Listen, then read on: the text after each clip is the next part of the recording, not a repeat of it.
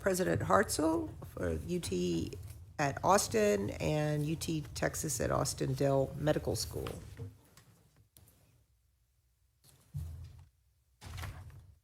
So we've heard a nasty rumor. Almost didn't let you come testify, but I figured I had to. We'll see how it goes. Condolences are not the problem. Congratulations, Ring. Welcome to Dallas. But thank you. congratulations. We wish you all the best, of course, but I'm sure we're all going to miss you. Thank you, Madam Chair. And just to be clear, the 10% I was holding up in the back is for the non-automatic admits. I understood that, yeah. Okay, thank you. Okay. Good morning, Madam Chair and members of the committee. I'm Jay Hartzell, President of the University of Texas at Austin, still President. And I'm pleased to present the budget priorities in our legislative appropriations request. UT Austin, as the flagship university, continues to tackle the society's most urgent challenges. The caliber of our students, the vast array of expertise on our campus, and the sheer size of the university allow us to make an impact that reverberates throughout the world. Today, UT Austin serves over 53,000 students with 20,000 faculty and staff members and has more than 500,000 living alumni. We're home to 19 colleges and schools, 156 undergraduate degree programs, and 237 graduate degree programs, including 42 graduate schools and specialty programs ranked in the top 10 in the country. This year, we rose to number 7 in the U.S. News list of the country's top public research universities, a ranking that is higher than we have reached in the past, but in our opinion, still too low. In fall 2024, we admitted our second largest incoming class in history, 9,210 first-time freshmen. First-generation college students now make up approximately a quarter of our undergraduate population, and enrollment of students from historically underrepresented groups remains strong. UT Austin's four-year graduation rate of 75% is higher than ever, and I'm proud to say that our average net tuition is $4,152 per student per year, which is 29% lower than when I started as president in 2020. We continue to lead in educational innovation. Major examples include the creation of the School of Civic Leadership and a first-of-its-kind four-year undergraduate degree program in robotics. I've been told if you want to find the great entrepreneurs of tomorrow, the best place to look is in the high school robotics programs of today. Additionally, we've launched bachelor's degrees in public affairs and behavioral social data science. UT Austin's research enterprise is world-renowned. For the first time, UT Austin's annual research expenditures have eclipsed $1 billion. In the latest national rankings, UT Austin ranked 4th in the country in research financed by the Department of Defense, 6th in research financed by the National Science Foundation and 1st in Texas, and 7th in research financed by the Department of Energy. I'd like to specifically highlight 2 research endeavors that demonstrate our impact and our national leadership.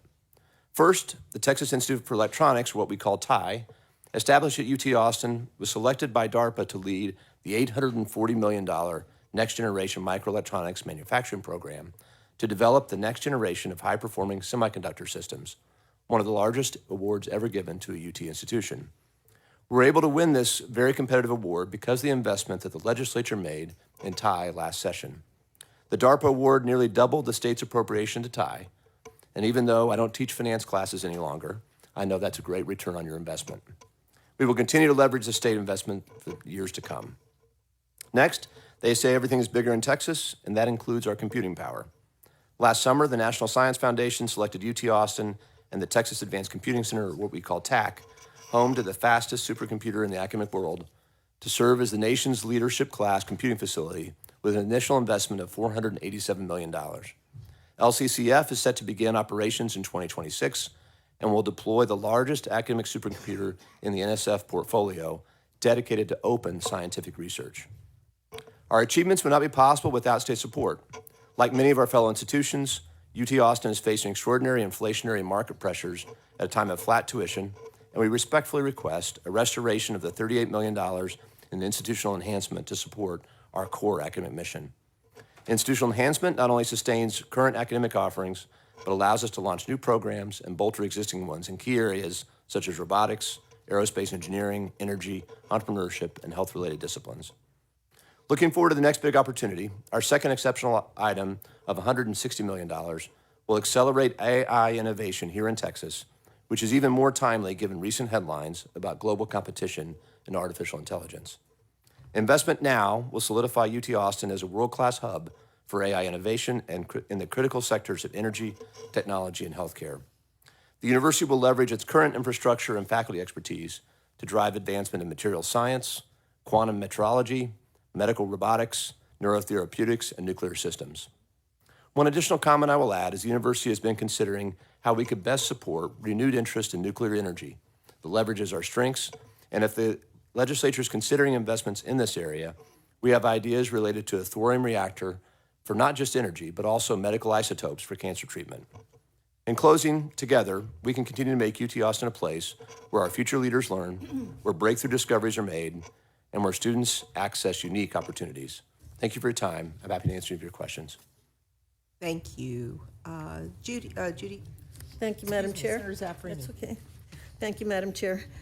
President Hartzell, you actually answered several of my questions during your presentation, so thank you for that.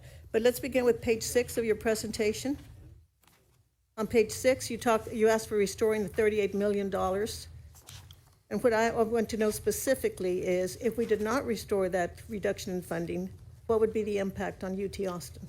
Yeah, thank you, Dean. This would be effectively, in all intents and purposes, a budget cut for us. These are funds that, as you probably recall, back when these were put in place, were in order to partially offset at the time what was going to be a dramatic decline in funding from the general formula, and so these have been really part of what have kept the university at its level of excellence and access for students. So I don't know how we'd deploy that effective budget cut if we had to face it, but this would be in the sense of, I think it's 7% of the total funding we get from the state in this way. So it would amount to that level of a cut for our operations. Thank you. On page 8 of your presentation, you addressed the issue of AI. How would that level of funding help establish UT as a national AI hub? Yeah, thank you, Senator. So a few key things here that I think are important. So to give you a concrete example, there's been absolute transformation in the ability for people to go out and use artificial intelligence to find the latest materials. Material science is becoming more and more important in applications to healthcare and applications to energy, the chip sector, and other key parts of the economy. And the state has got some strength in materials, but not really a world-class leading effort in material science. So this effort would allow us to have a discovery center for material science. If there happens to be a CCAP, our ask for the main campus is to have some funding to build out a floor of a new building that would allow this also same sort of work to continue. So to give you an example, this investment would move UT, we believe, into the top 10 in material science in the country over time. The other efforts here are around computing power. So to keep the university at the forefront of our ability to provide computing power, not just for us, but it's also a shared resource for others to tap into. The metrology lab is the same kind of effort around quantum and materials. We've got a couple of really great opportunities around medicine, leaning into the strength of the robotics effort on campus, as well as electrical engineering. And as we think about where the world is heading in terms of neuroscience, the ability to lean into a top electrical computer engineering department and School of Engineering and marry that with what happens at Del Med, we think will position Texas to lead in that space as well. So I hope it gives you some sense of what kinds of impacts we see coming out of that funding. It does, and it relates to my next question, which is on page, I believe 9, where you asked for $160 million in your exceptional item, and one of those, part of that request is for the Texas Institute for Therapeutic Neurotechnology. If we were to fund that, first of all, how much would you need to have an impact on mental health challenges, substance addiction, and also advancing innovative treatments? Yeah, how much of that 160 is for? Yeah, and I have to look back how much we've allocated out of the 160 for that. My memory is in the range of 20 to 30 million of that is for that effort. I also think it's worth noting, with the assistance of the state, we have really been part of the leadership effort around mental health and the challenges in that sector. As you probably are aware, we're doing our part through the Dell Medical School to aid in the design of the state hospital and try to help think about how to provide truly world-class mental health care for more of the state. And what is especially exciting here, and it makes me a little nervous, our dean is in the room, and this is her specialty, so if I screwed up, I'm too far away from her to kick me. But where we are getting more and more excited is, you probably follow what's been going on with, for example, the company that's got the implant on the brain that's happened. It's one of Elon Musk's companies. I forgot the name of it. But this is in that same spirit in the sense that many of the problems in neuroscience and the brain are really akin to electrical engineering problems. And so the ability to pair up the strength in our College of Natural Sciences and strength in the Cockrell School of Engineering with Del Med brings this opportunity together in a way that we think is really unique compared to what's possible, probably not only in the state, but really around the country. Thank you so much. Part of that is to establish the Nuclear Energy Systems Efficiency Lab, which you also discuss on page 9. And how would our funding that contribute to our effort to ensure long-term energy sustainability and security? Yeah, thank you. We are very bullish or optimistic on the future of nuclear. Last session, this body provided us with some funding to go out and build a digital twin of a molten salt reactor. That work is underway, so we are building out a digital version of what that kind of reactor technology would be. And the goal is to shorten up the regulatory cycle so that we can get innovation to market faster. One of the big challenges in nuclear is it takes decades to go out and build something new, and that's our goal. This would build on that effort from last session and enable us to go from the kind of the digital realm that we started with last session into the more physical realm and help really amplify the progress there. And we think get those things to market much faster with the help of the state's investment. Excellent. President Hartzell, do you know what percentage of the UT budget is covered by state appropriations? In the range of probably 10%. 10%? And how do you cover the other 90%? So something like 22% in that range, last I checked, would be tuition. There'd be another, say, 13 to 15% would be income off of our endowment. Philanthropy and fundraising is another big chunk. To give you an example, and some of this goes into the endowment, so we don't spend it immediately, but last year we raised about $840 million through philanthropy. And then grants and research funding would be the other big piece. To what extent do your tuition increases reflect state appropriations? I'm sorry, what do you mean, Madam To what Chair? extent? Madam Senator? That's, usually call me Judy. To what extent do your increases in tuition reflect the level of our state appropriations for a particular biennium? Well, those decisions have really been distinct recently. And as you're probably aware, the governor has committed us to not increase tuition for the next 2 years. And so we're holding that decision fixed. And then we're finding other ways to hopefully grow our revenue base to meet the needs we have to continue our path toward excellence. Do you foresee the need to increase tuition? Over the long run, I think at the end of the day, there's going to be inflation. And so it's really hard over a long run to find other sources of revenue to offset a flat tuition forever. Thank you. You heard my question about doctoral hours? Yes, Do you ma'am. have an answer? Yes, the bulk of our programs are around 54 hours past the master's. Good. So they're under the 90 credit hour total threshold. That's good.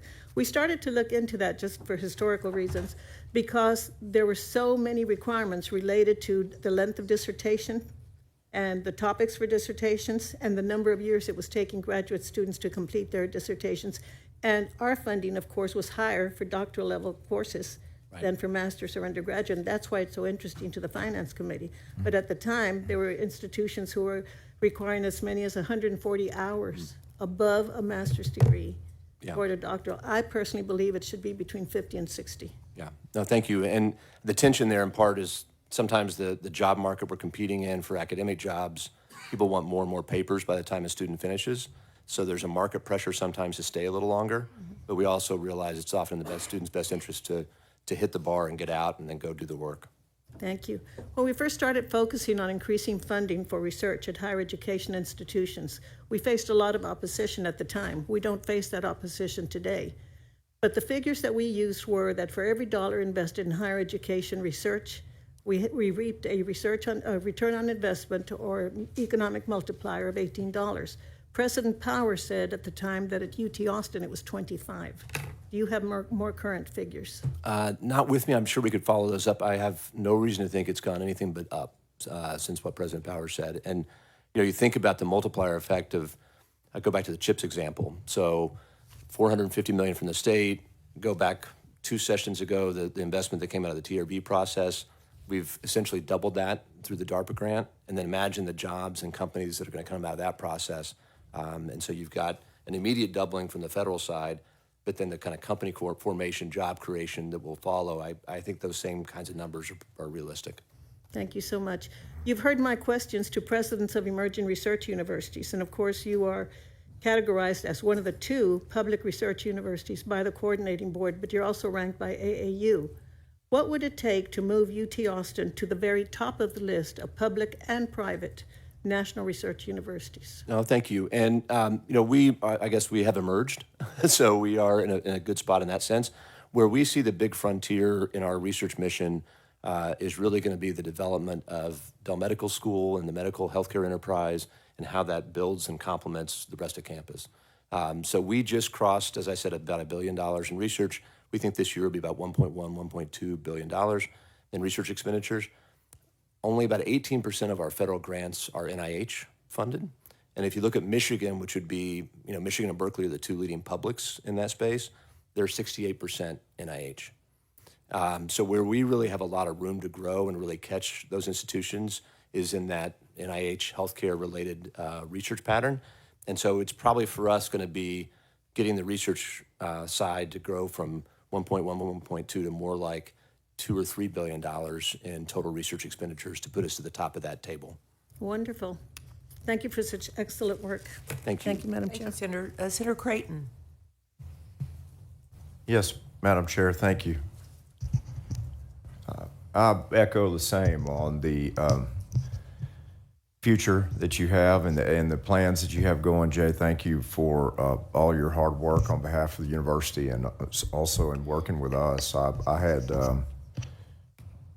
joked with my colleagues that I was considering filing a bill to freeze hiring and also exit. But I know across the board that might not be as appropriate for some, maybe others. I wanted to ask you on some of your comments related to, let me see if I can find my notes. In our subcommittee hearing over the past few months, you mentioned the likelihood of some UT flags being eliminated.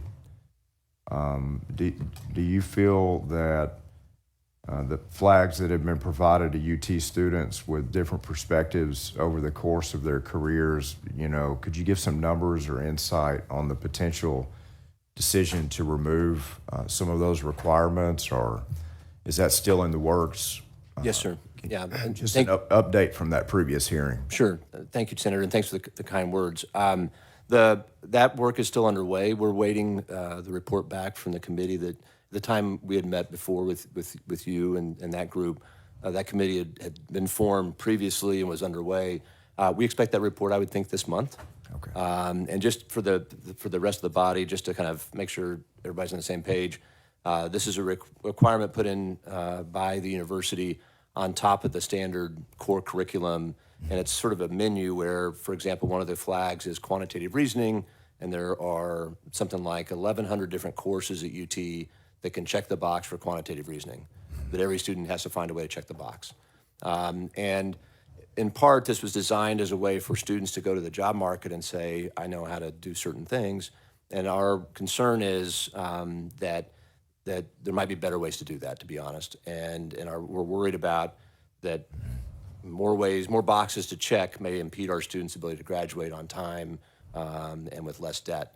So that's why the committee is doing the work. I have no kind of new information in terms of changing my opinion that I expressed then, that I have those concerns as we go forward, that there might be a more modern way to signal to the job market what skills our students have. And with our real emphasis on graduation rates, there might be a reason to reconsider the existence of the flags as an additional set of requirements. So that's helpful. As far as your understanding, that committee is still assembled and working, and they have every intention of producing a report soon. Yes, sir. Yes, sir. That's good. Yeah, I had hoped to just understand better, what criteria and industry data, they might be using in their, as they, sort of continue to build a strategy towards what type of curriculum and what type of courses would best serve the students in their choices for entering the job, the workforce soon and the job market, and not just in-demand jobs and high-paying jobs, but a correlation between the decisions they're making when they choose certain curriculum and what the back end or the results of those choices are. And then for degrees of value and just understanding as a new student entering the university, there's a lot of decisions to make. And of course, these are, sometimes like I was coming into UT, I was 17 years old for 4 months before, my 18th birthday. I was a freshman at Texas. So that's young. Right. And making decisions based on information that you have before you and academic advisors and just the curriculum that's out there and available as you just take a risk and chart a path. You try to be as efficient as you can with the dollars that are being spent and the time that you put in to the hard work that it takes to arrive at a certain degree and that sort of incredible accomplishment. Degrees of value is what we're talking about so much on our committee, and helping these students understand the path that they're on, that eventually it will be worth their while. And conversely, these courses that have very few students applying, and they don't have an equivalent value in the workforce. And is that what the University of Texas chooses to offer or should offer? I just appreciate a little bit of advice on how they're working to help us as a committee to understand that better. Yeah, thank you. Thank you, Senator. Three quick points I'd make to that end. So, one, and this echoes comments by the Chancellor, we've been doing, we believe, our part to think through what the market is looking for in terms of badges, credentials, sometimes for a degree-seeking student and sometimes for a working professional who's trying to upskill. And so that's been a big area of emphasis. We know we're constrained on the campus at around 54,000 students, so we think there's a better chance to serve more people by finding chances to help people move their careers forward. On campus, the second point I'd make is one of the big trends is what I've characterized as unbundling of a degree. Students, when you and I were in school, it was common you'd have one major, maybe the really smart might get a second major, but that was sort of it. And now what you're seeing is students look for chances to pull together opportunities and create more of a bespoke set of things that they can take to the market and say, well, I'm a econ major, but I have this passion around biology, and here it shows up in a minor in this field. So that's been a real area of investment and trends for us. So minors, certificates, and badges in that way. And so that's been another one. The third thing I would say is I think, with the help of the legislature and certainly UT system, there's way more transparency now around what's the return on investment for different fields of study. And not all are equal, and so students, I would hope, are more enabled now to make an informed choice about thinking about where to spend their time and their tuition dollars as they go forward. I'm happy to follow up with kind of the data pulled together by the committee. The committee is in part pulled together by a senior vice provost who, not coincidentally, is also the person out doing the credential and badging work for the university. Right. So he's got his finger on the pulse of what is it that industry is seeking. And so he's able to pull together threads between what he sees in that effort versus what people think that the flags in particular are solving for. Yes, that would be helpful to me. I'd like to pull those meetings together on the badging and credentialing, also the stackable nature of how those efforts are coming together, and that ties in not only to the policy but our Article 3 working group strategies and goals, and it's very timely. So thank you, appreciate it. Thank you. Thank you, Senator. Senator Betancourt? Thank you, Madam Chair. Well, before you head out, I guess we're going to come to a visit to go see the new robotics degree program, right? Yes, sir. Okay, and how many How many total students are actually enrolled? I'm curious. Well, we're about to admit our first class. Oh, it is? And so we're aiming, this is boutique, honors level, kind of hands-on with faculty experiences. And so we're going to try to get between 50 and 100. And we have a few thousand to choose from in the application pool. So it's going to be a stellar first cohort. Okay, that's great. And when does it in the Fall. Oh, in the fall. Okay, and you will be here or there by then? There, but I'm sure I can hook you up. Yeah. Okay. Well, I suspect you're not too far down one highway or the other, Jay. And you made a comment. As somebody, I went to work for the first U.S. robot company called Unimation 40 years ago, and you said the entrepreneurs of tomorrow are in this group. Could you describe what you see or what you've been told? Yeah, yes, sir. So the idea, to be honest, came from an alum of ours, one of Texas's biggest products in the venture capital community, a guy named Bill Gurley. So Gurley was a Texas MBA, went off to Silicon Valley, Benchmark Capital. And Bill's thesis has been that the kind of future Michael Dell, Jeff Bezos, Elon Musk's of the world are probably today in high school robotics programs. And many of the future kind of tinkers, founders, inventors, entrepreneurs are today in those kinds of programs.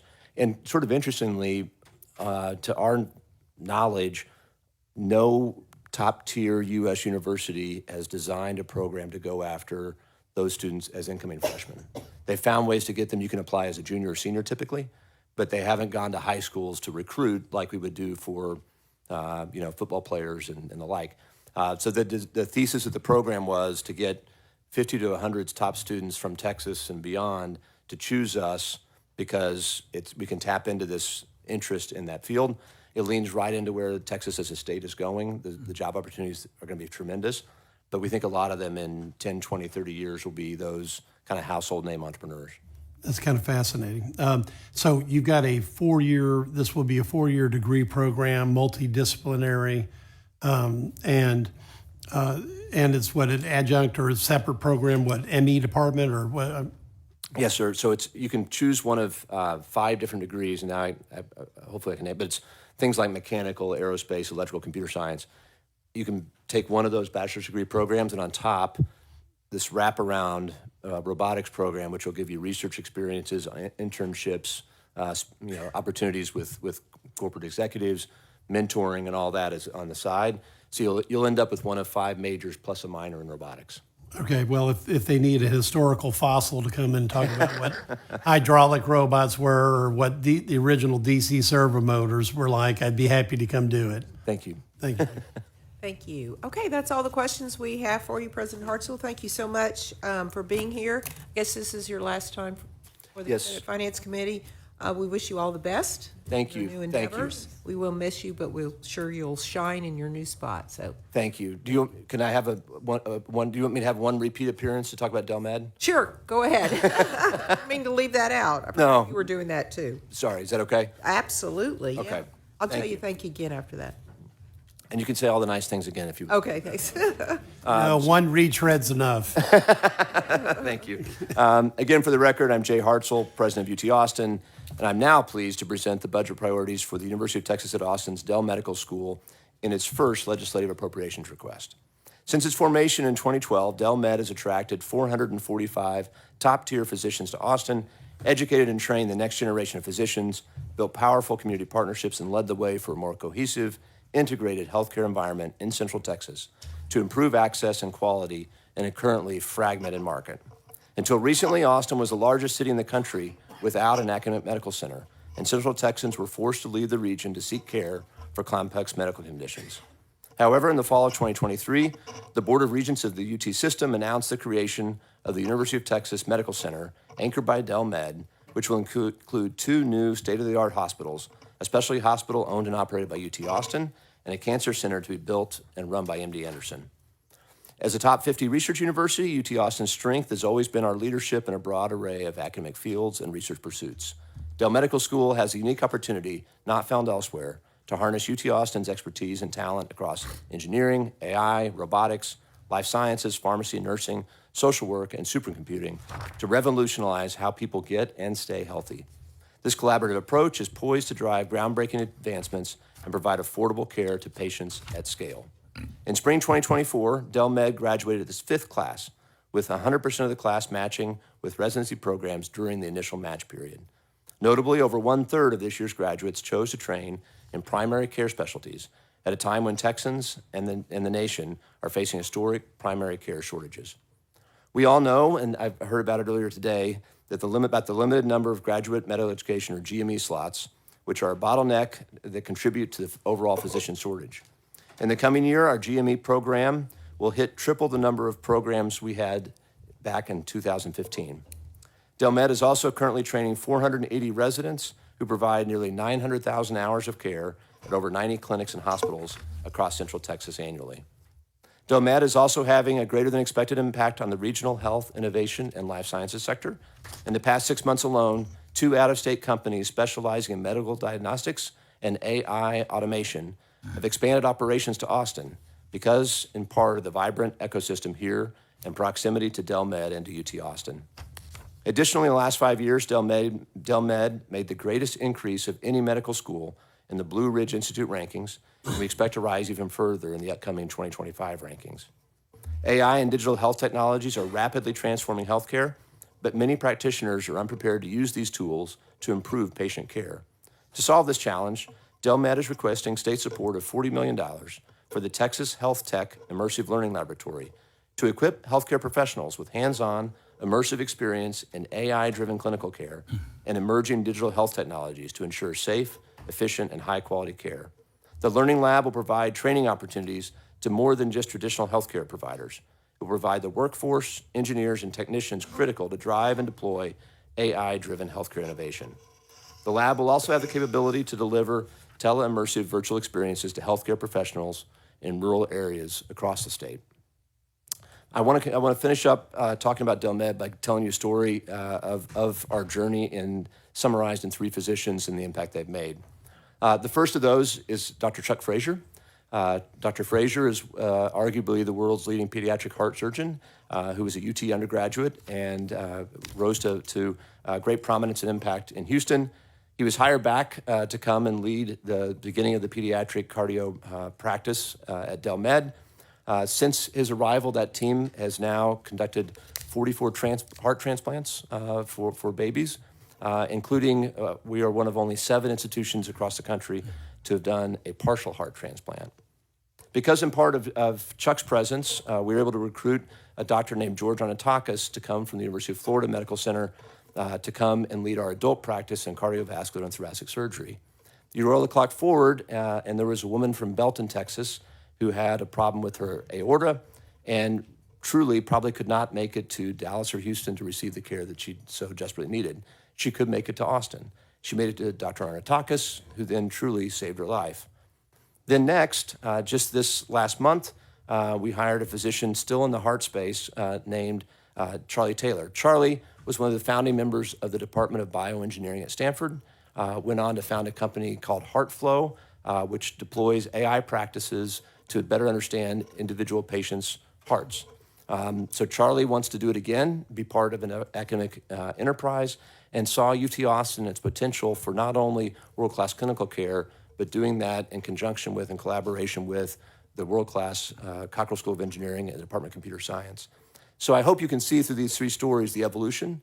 You start with great talent, you get great talent to come together, and then great things happen for patients and great outcomes for Central Texas and for the state at large. I look forward to our continued partnership as we build a stronger, healthier Texas and establish Austin as a premier destination for integrated, patient-centered care. Thank you again for your time, and I'm happy once again to answer any questions. Senator Campbell. Thank you, Mr. Chairman. And, well, we will miss you. It's been a pleasure to get to know you.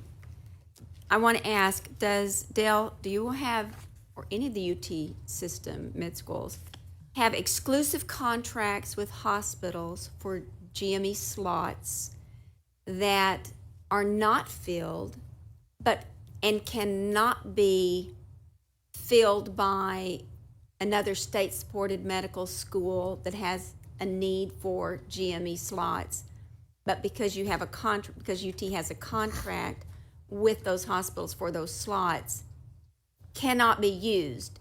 Hence, some slots left open. Right. So essentially, Senator, you're asking, is there sort of excess capacity that could have been filled that wasn't? And by contract, we can't. I'm put it phoning a friend, not at Delmed. Our slots have all been filled. At Delmed, how about, well, it's probably not a fair question to you. I can ask Dr. Amy, but are there, as far as you know, are there any slots, excess capacity by University of Texas for GME students that are not filled? Because we have a dearth of slots. I'm not sure, to be honest, Senator. I'm sure my colleagues can answer for their institutions, and I'm sure the chancellor would be happy to follow up at the system Thank level. you so much. And again, congratulations. Thank you. Senator Safarini. Thank you, Mr. Chairman. Mr. President, on pages 5 and 6 of your handout, you talk about research, specifically Delmed research. Is there collaboration between UT Austin and Delmed research, and what has been the combined impact on our research dollars? Yeah, I think Senator, that's one of the most exciting parts of the whole effort, to be honest. One of the things I've talked about with other presidents of research universities is you're often trying to figure out how to build bridges between the medical school and the rest of the campus. And there's often this kind of comment about, we're a giant healthcare enterprise with a small university attached. Here, Delmed's youth is in some ways an advantage. And so instead of having 2 biology departments, 2 chemistry departments, we've done everything from scratch in a way that is collaborative across the campus. And one of the best examples of that, back to impact, is something we talked about just a little bit ago, that new program we're calling Titan around neurotechnology, which is a true interdisciplinary collaboration between natural sciences, computing, Cockrell School of Engineering, and Delmed. And they're now searching for a director together. So you get 3 deans around the table who are pointing faculty leadership together, saying go out and find the best person from this array of fields who can lead our effort in this combined space. Thank you so much. On page 5, as we continue to look at the research, you say that Delmed rapidly rose in rankings from 136 to 107. Did it have an impact on the ranking nationally of UT Austin? I would imagine so. I mean, it's hard to tie it formulaically. The numbers you see here in the round, say 130 million in sponsored projects on this slide, you can imagine that's, back to my earlier numbers, about 10% of UT's overall research expenditures, if you think about it on an annual basis. And so, that ends up, a 10% growth in our overall research is certainly meaningful. But on the other hand, part of what's so exciting is the potential to go on from there. So I see us, as I mentioned before, I think we're going to end up at that $2 billion plus threshold of research. And a lot of that's going to be fueled by Delmed or Delmed collaborators. Thank you. UT Austin, of course, added a medical school, but in San Antonio down the road, we have a situation in which the Health Science Center merged with the university. What lessons have you learned that you could share with UTSA, Health Science Center, and university in terms of cost efficiency and effective use of state dollars? Thank you. And I'd hate to tell Taylor what to do. But I'm asking. I know, I understand. I mean, I think it's back to trying to think from the beginning about how do you keep your eye on the great outcome you want. So you want great collaborative efforts across both sides of the house, if you will. And then as a leadership team, being willing to find ways to break down silos and move money around and solve problems. Academics left to their own devices often want to stay in their own lane. They want things to be added to their lane. And so it's often, I think, the job of all of us as academic leaders to find ways to take advantage of efficiencies in order to have better outcomes. And I think if you start from the outcomes you're seeking, then work into what's the most efficient way to deliver those outcomes, you get to a better answer. Thank you. And are your applicants coming mostly from Central Texas or throughout Texas or beyond? Throughout Texas. Last I knew, and the dean can follow up on this with me and to you afterwards, we had over 7,000 students applying to Delmed. So it's truly across the board representation and interest. And the students are quite frankly quite stunning. They're amazing students. We take 50 a year, so to go from 7,000 plus to 50, we get some really exceptionally talented people to come our way. Very good. Thank you, sir. Thank you, Mr. Chairman. Yeah, thank you, Mr. Sherman. How are you doing, President? Good to see you. 2 hospitals you mentioned. So 2 separate hospitals, 2 separate buildings, one by MD Anderson and one by UT. Is that right? That's right. In partnership with Dell, are y'all? I guess I'm looking through your CCAP request. I don't see anything for that. How are y'all funding that? Yeah, it's going to be fine. No, we're working through that right now. So right now, the system has pulled together a group that's got system leadership, MD Anderson leadership, UT Austin leadership, all working together with one architect to develop out that site. And there are parts that you'd imagine it's two hospitals for reasons that are important, that they need to be distinct in certain ways. But they're also designing ways that patients can go back and forth. So I wouldn't think about it as 2 buildings and a big grass field in the middle. There's going to need to be ways to work together, and faculty from both places clearly want to collaborate. So that's been a priority as well. The plan model from our side of it is a combination of philanthropy, investment by the university in the system, and then some debt capacity. So that's how we intend to pay for the effort. It was interesting. It's been a while, but I know the citizens of Austin passed a tax that they tax themselves that somehow your med school is involved in, or Yes, ma'am.